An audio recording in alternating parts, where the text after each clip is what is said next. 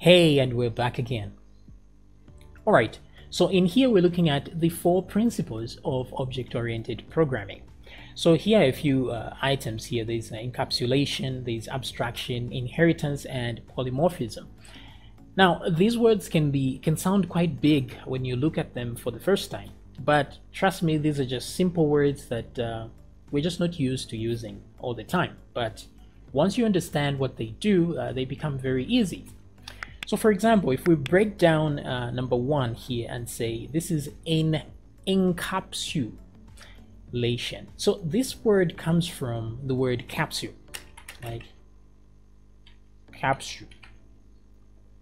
Now, you all know what a capsule is. Like those capsules are used as medicine, for example. They hold things inside together. Or the capsule that sends people to the moon, and so on and so forth. So a capsule is just something that holds things together. So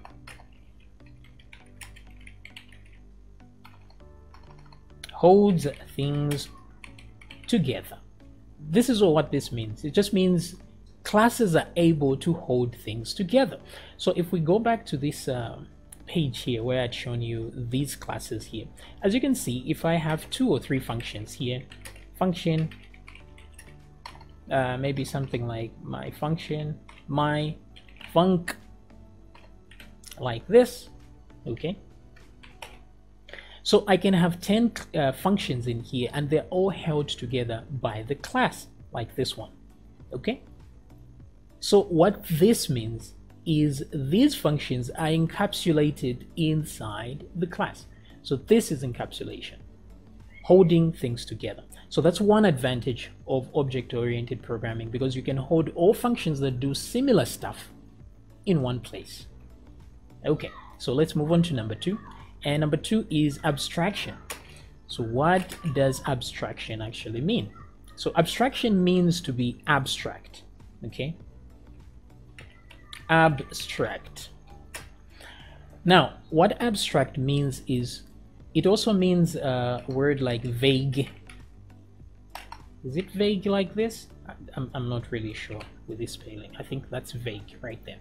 It just means to be less specific. So abstraction means to be not to be so specific, like to be less specific. So what does this mean in the context of object-oriented programming? Well, what it means is this. There will be times when you create what are called abstract functions. So don't really mind this code that I'm typing here. You don't have to know any of this stuff. I'm just using this as examples, and I will explain exactly what these things actually mean. So abstraction means something like you can create a function that you don't know what the function will actually do. So for example, it may sound weird at first, but let's take, for example, you create an abstract, what is called an abstract function, abstract or an abstract class. Let's start there first of all, my class, something like this. So don't mind the code, it's just what it is. So if I, sorry, wrong spelling here, abstract, like that, okay.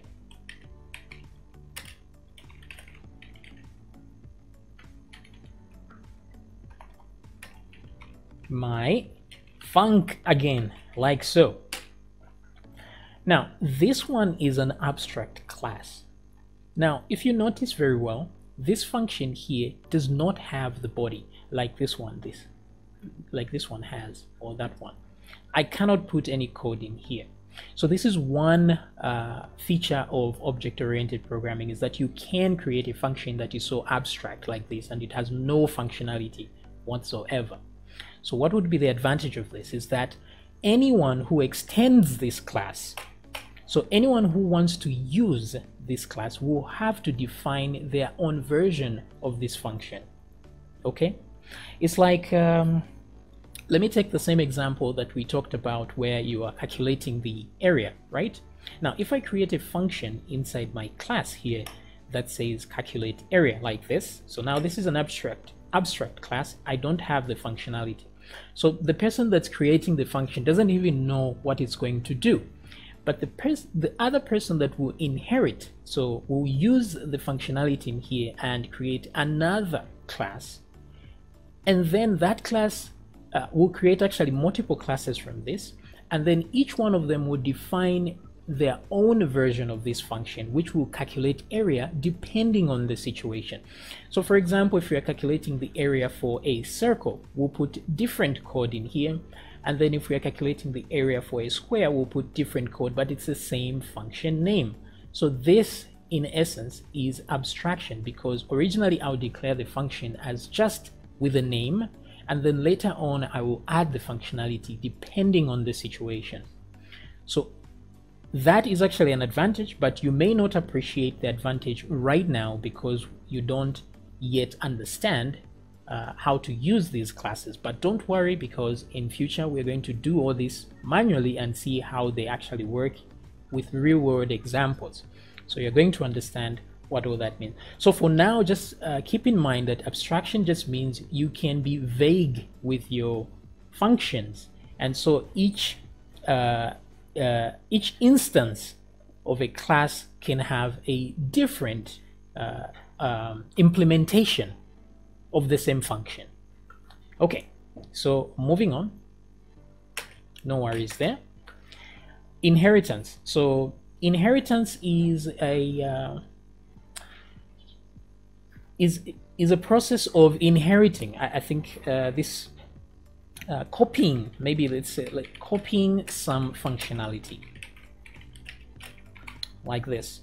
So you are able to copy some functionality from something else and inherit that functionality.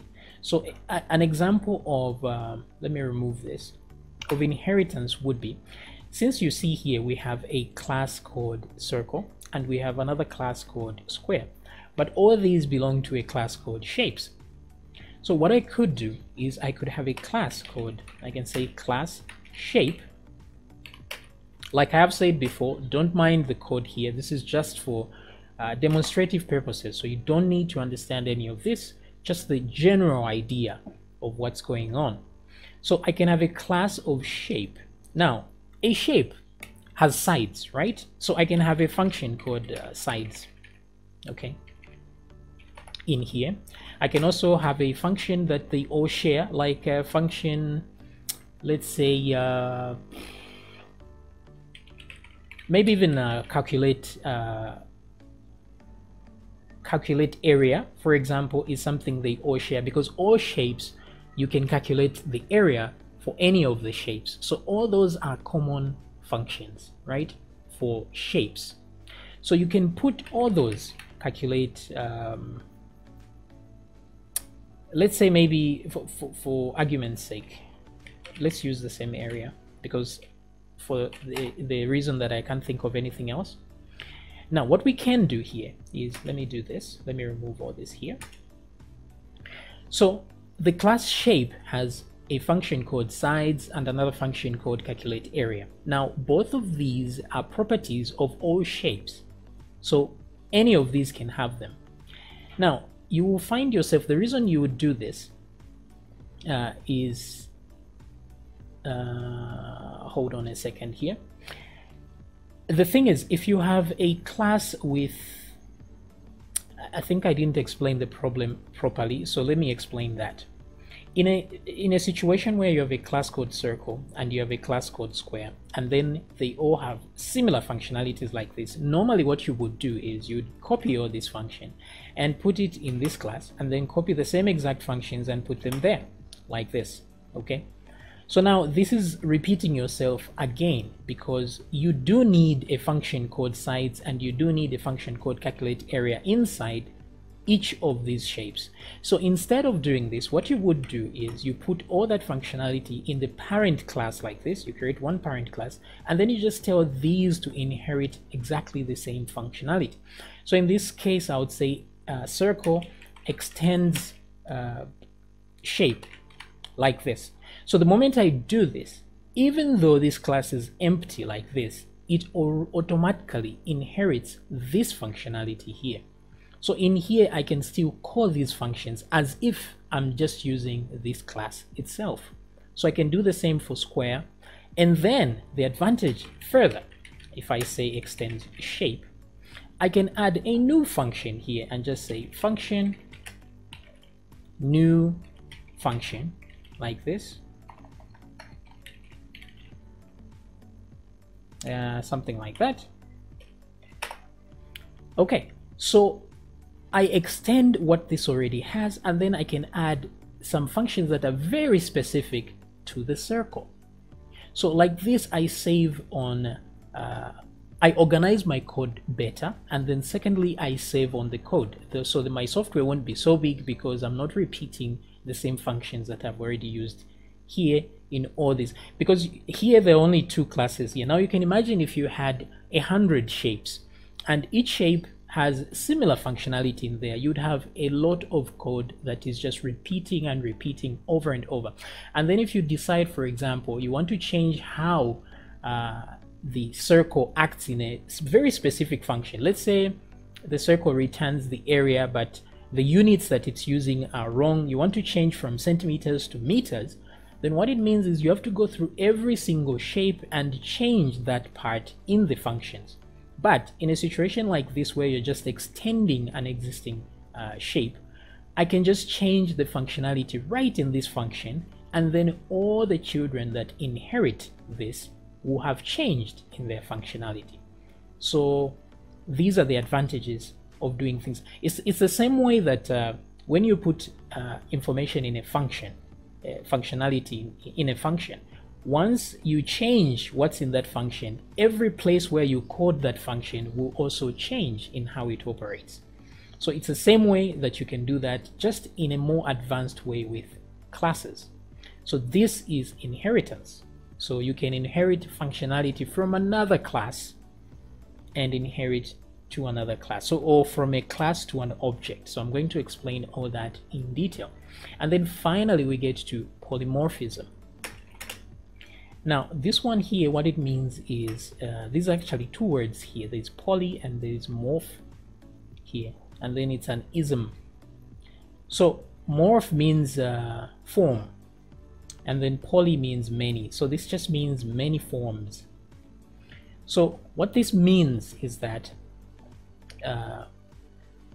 a class can have many forms, can do many things without actually we have touched on polymorphism a little bit here, yeah, when I talked about abstract functions, where one function can be used to do multiple things. So when you have a function that you are inheriting from, like for example, if I had an abstract class, again I'll use the abstract class example, in the parent class here, and then I inherit that functionality in this one, I can change it slightly to suit the shape or the circle. For example, circle, I can change it to suit my situation in here, and then in here the same function would do a different thing in here. Okay, so that is a polymorph. So I would give a slight example here, but the problem is, since you don't really understand yet how these functions work, that would probably be a waste of time. But don't worry, because I'm going to show you slowly how to get to these polymorphism examples. So this just means many forms. One function can do many things, or not many things, but just different things, or can work differently, yeah, depending on the situation, right? So that's polymorphism there. So right now these just seem like random ideas, but once we begin to actually do the coding, you will see how they come into play quite easily. So those are the 4 principles of object-oriented programming, and please don't worry that they sound so strange and all that. You're going to understand them by the end of the series. So I will see you in the next video where we actually begin some actual coding and do something and learn about classes and what exactly they are.